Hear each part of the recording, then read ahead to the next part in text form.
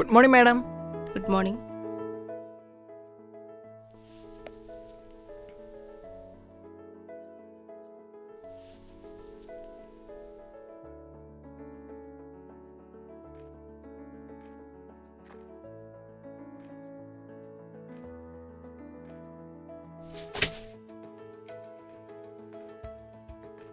അളിയാ good morning.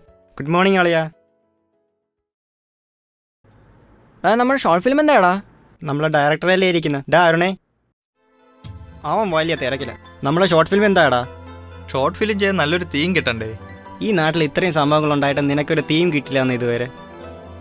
അത് ശരിയാ, ഇത്രയും തീമുള്ള വേറൊരു കൺട്രി ഈ രാജ്യത്തുണ്ടാവില്ല. ഡാ, ആവശ്യമില്ലാത്തടത്ത് കയറി ചളിയടിക്കലാണ്.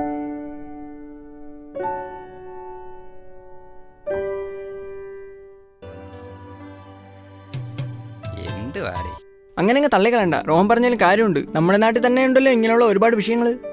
അങ്ങനെയല്ല, വ്യത്യസ്തവും ആനുകാലിക പ്രസക്തവുമായിരിക്കണം നമ്മുടെ തീമില്ല കുറേ ആള്, ബാക്കിയൊക്കെ റെഡിയായെന്നാണ്ട് വിചാരം. നീ ഒരുമാതിരി സംസാരിക്കില്ല. നിന്നെയല്ലടാ ക്യാമറ എന്നെ അല്ലടാ പ്രാർത്ഥനയാ. ഏയ് ഞാനല്ല, അജിത്തിന്റെ റിലേറ്റീവിന്റെ കയ്യിലെ സാധനമുള്ള അവന്റെ അടുത്ത് ചോദിച്ചറിയാം. നീ ഒന്ന് ചോദിച്ചേ. അജിത്തെ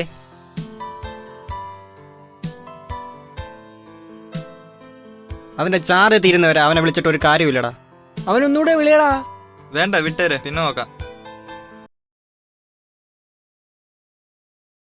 good morning madam. Good morning.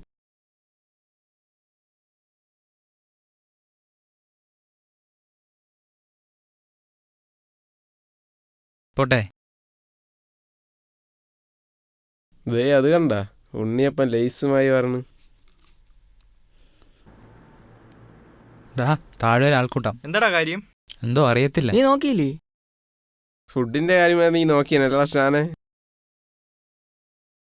വാടാ പോയി നോക്കാം എന്താ പരിപാടി എന്നറിയാലോ. വാടാ അജിത്തെ വാ. അവന്റെ ചീരന്റെ ആവശ്യമില്ല, വെടി കെട്ടിയാലും കേൾക്കൂല.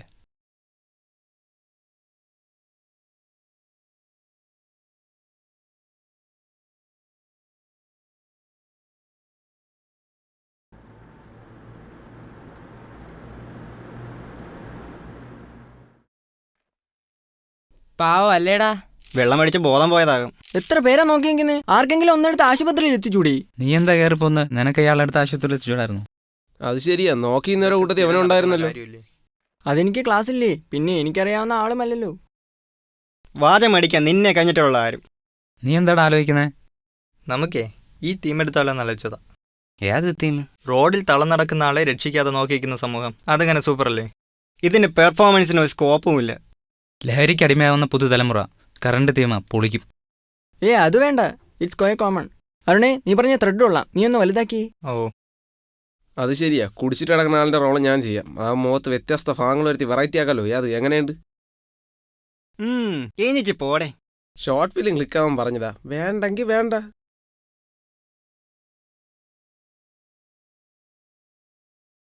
ഈ മണ്ടന്മാരിത് കുളമാക്കും.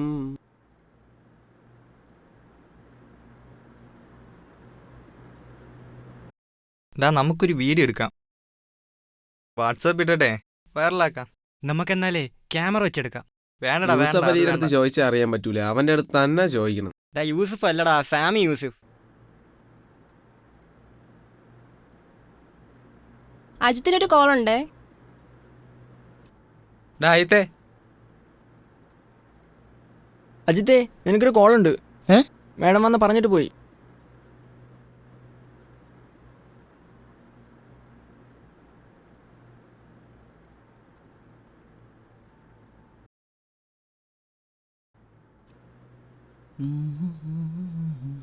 ആരാ വിളിച്ചത്?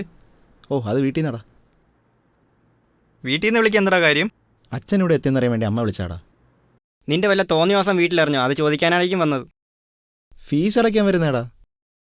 ഏത് ഫീസ്? ഈ മാസത്തെ ഫീസ് നീ അടച്ചല്ലേ? കൃത്യമായിട്ടുള്ള കണക്കുകൾ വീട്ടിൽ പറഞ്ഞാൽ ഇതുപോലുള്ള നമ്മുടെ ആവശ്യങ്ങൾ വല്ലതും നടക്കൂ? ഭയങ്കര. ഇന്ന് ഫീസ് കൊടുക്കാനുള്ള ലാസ്റ്റ് ഡേറ്റ് എന്നും പറഞ്ഞുകൊണ്ട് രാവിലെ ഒരു പെർഫോമൻസ് നടത്തി. അത് ഏറ്റു. അവൻ മിടുക്കനാ. അവന് വീട്ടുകാരെ വരച്ച വരെ നിർത്താൻ അവനറിയാം.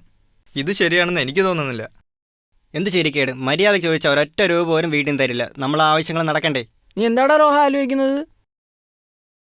ഇതുപോലൊരു പെർഫോമൻസ് എൻ്റെ വീട്ടിൽ നടത്തിയാലേ ചിലപ്പോൾ ഒരു ബിരിയാണി കിട്ടിയാലേ.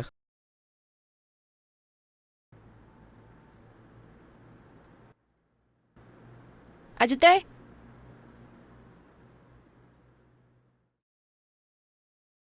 അത് അജിത്തെ ഹോസ്പിറ്റലിൽ നിന്നാണ് ഇപ്പോൾ വിളിച്ചത്. ഇവിടേക്ക് വന്നാണെന്ന് തോന്നുന്നു. റോഡിൽ ബോധം കെട്ട് കിടക്കുകയായിരുന്നു. മാം ഇത് ആരുടെ കാര്യമാണ് പറയുന്നത്? അജിത്തിൻ്റെ അച്ഛൻ. പോക്കറ്റിൽ ഇവിടുത്തെ നമ്പർ മാത്രമേ ഉണ്ടായിരുന്നു തോന്നുന്നു. അത് കണ്ടിട്ടാണ് ഹോസ്പിറ്റലുകാർ ഇങ്ങോട്ട് വിളിച്ചത്. കുറച്ചുകൂടി നേരത്തെ എത്തിക്കാൻ പറ്റിയിരുന്നെങ്കിൽ ഒരു പക്ഷേ. അപ്പോൾ ഇവൻ്റെ അച്ഛനായിരുന്നു താഴെ? സമയം കളയാതെ വേഗം ഹോസ്പിറ്റലിലോട്ട് ചെല്ലും.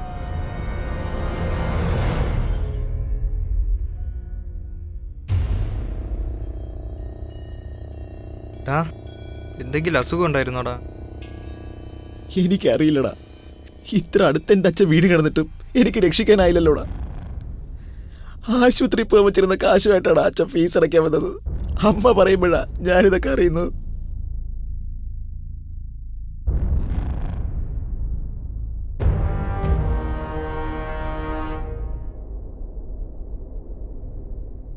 ഹലോ, ക്ലാസ് ഇരിക്കുമ്പോൾ വിളിക്കണമെന്ന് അറിയത്തില്ലേ?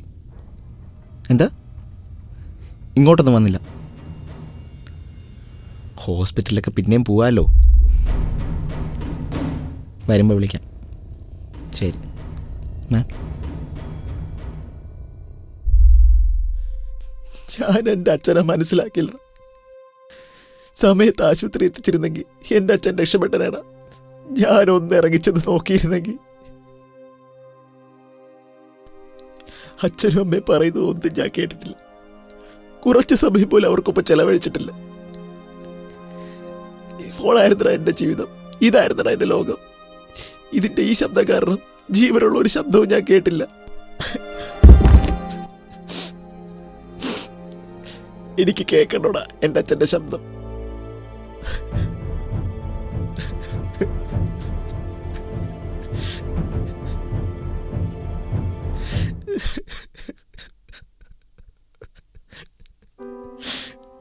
സമയം പോകുന്നടാ, നമുക്ക് പിന്നെ ഹോസ്പിറ്റലിൽ എത്തിക്കാം.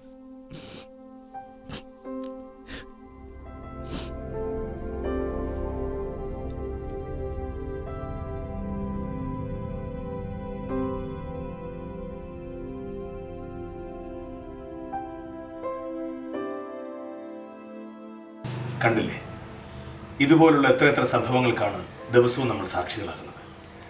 എന്നിട്ട് നമ്മൾ മാറുന്നുണ്ടോ? ജീവിതം അനുഭവിച്ചറിയേണ്ടതാണ്. നഷ്ടപ്പെടുത്തുന്ന സ്നേഹവും സാമീപ്യവും പിന്നെ നമ്മൾ ആഗ്രഹിക്കുന്ന സമയത്ത് തിരിച്ചു കിട്ടണമെന്നില്ല.